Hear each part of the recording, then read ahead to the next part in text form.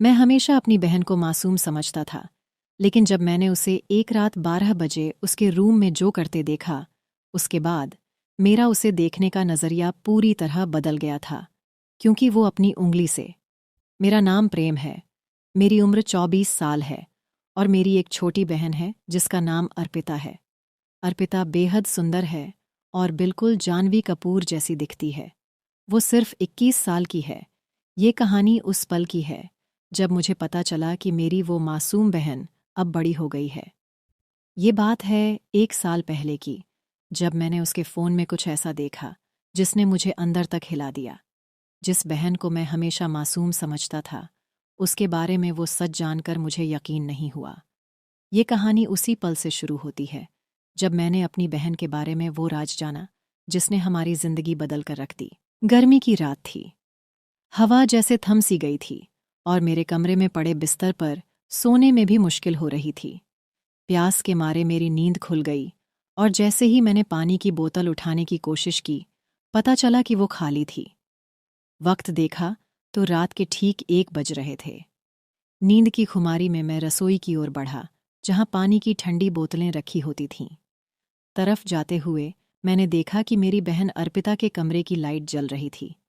ये देखकर मैं थोड़ा हैरान हुआ, क्योंकि अर्पिता हमेशा सोते वक्त लाइट बंद करके सोती थी। हमारे घर में ये नियम था कि सभी को सोते समय लाइट बंद रखनी चाहिए, और अर्पिता इस नियम का सबसे ज्यादा पालन करती थी। मैंने सोचा कि शायद वो लाइट बंद करना भूल गई होगी।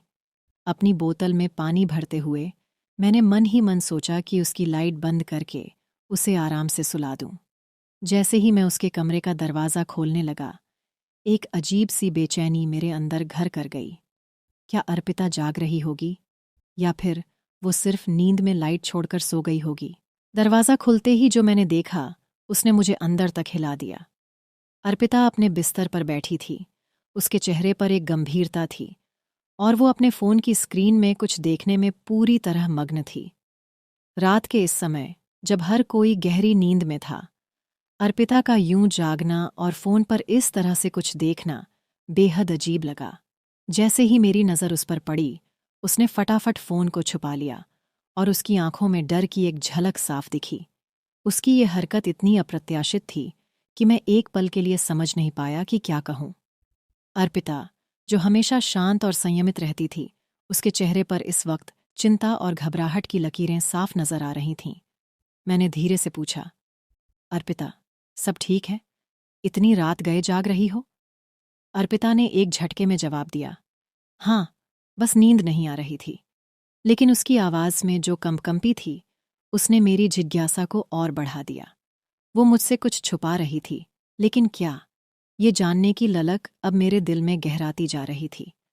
मैंने सोचा कि शायद ये कोई मामूली बात हो, लेकिन उसके चेहरे की हवाइयाँ कुछ और ही कह रही थीं। इस रात की शुरुआत ने मेरे मन में कई सवाल खड़े कर दिए थे। अर्पिता के इस रहस्यमयी व्यवहार का राज क्या था?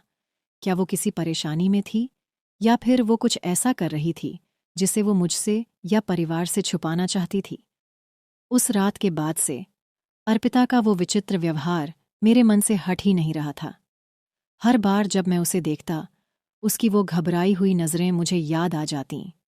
मेरे मन में एक सवाल उभर रहा था कि आखिर वो रात के अंधेरे में ऐसा क्या कर रही थी जो उसे मुझसे छुपाना पड़ा। कुछ दिनों बाद, जब एक मौका मिला और अर्पिता अपने कमरे में नहीं थी, मैंने उसका फ़ोन उठाया। मेरा इरादा सिर्फ ये जानने का था कि आखिर वो किस चीज़ से परेशान है। कहीं उसे कोई परेशानी तो नहीं? कहीं कोई उसे तंग तो नहीं कर रहा? मेरा दिल इस बात को जानने के लिए बेचैन था।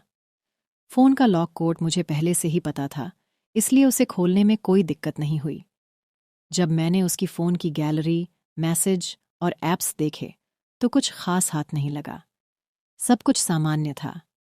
ऐसा कुछ भी नहीं मिला जो उसकी उस रात की हरकत को समझा सके। लेकिन फिर मैंने सोचा कि शायद उसकी इंटरनेट हिस्ट्री में कुछ हो। जब मैंने उसके क्रोम ब्राउज़र की हिस्ट्री चेक की, तो जो कुछ मैंने देखा, उसने मुझे हिलाकर रख दिया।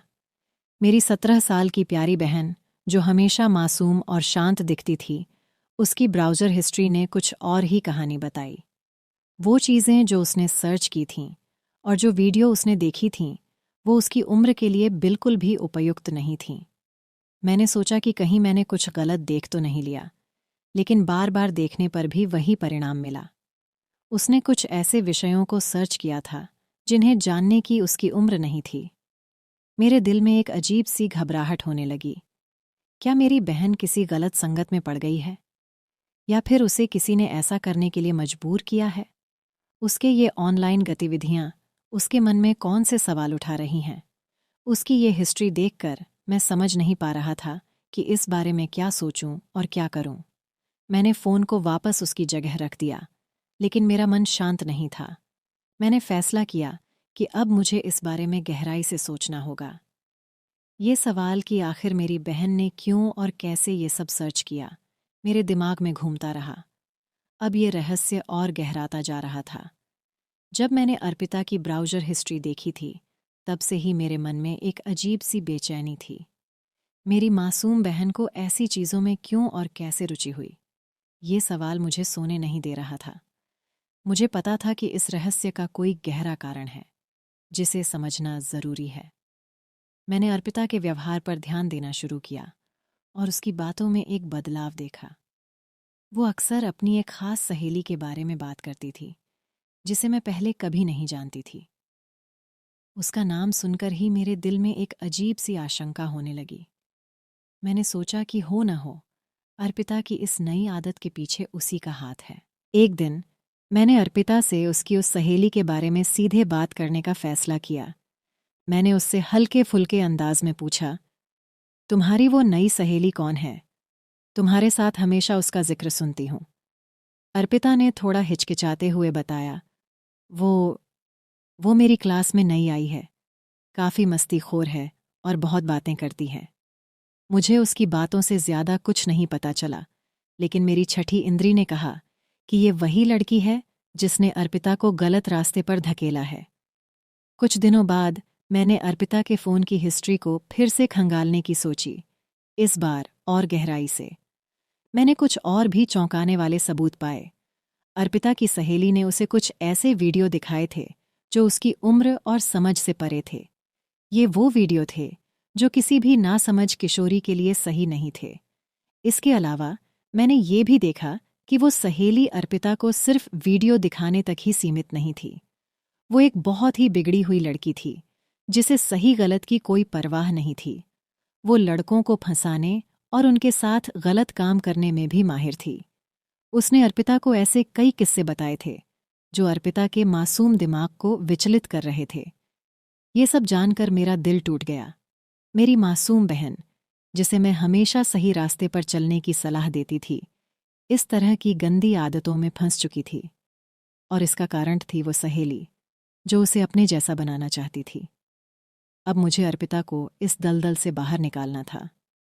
मैंने फैसला किया कि सबसे पहले मुझे उस सहेली से अर्पिता की दूरी बनानी होगी, और उसके बाद मुझे अपनी बहन को प्यार और समझदारी से समझाना होगा कि वो किस राह पर चल पड़ी है और उसे किस तरह से वापस सही रास्ते पर लौटना है। इस तरह मैंने अपनी बहन को उस गलत संगत से बचाया और उसे जीवन के सही रास्ते पर लाने की कोशिश की। ये सफ़र आसान नहीं था, लेकिन मेरा प्यार और समझ ही उसकी ढाल बने। अंत में अर्पिता ने उस सहेली से दूरी बना ली और अपनी गलतियों से सीखा। ये अनुभव हमारे रिश्ते को और मजबूत बना गया। इस कहानी से हमें ये सीखने को मिलता है कि गलत संगत कितनी जल्दी और आसानी से हमें गलत रास्ते पर ले जा सकती है, लेकिन अगर परिवार का सहारा और समझदारी हो तो कोई भी राह मुश्किल नहीं होती।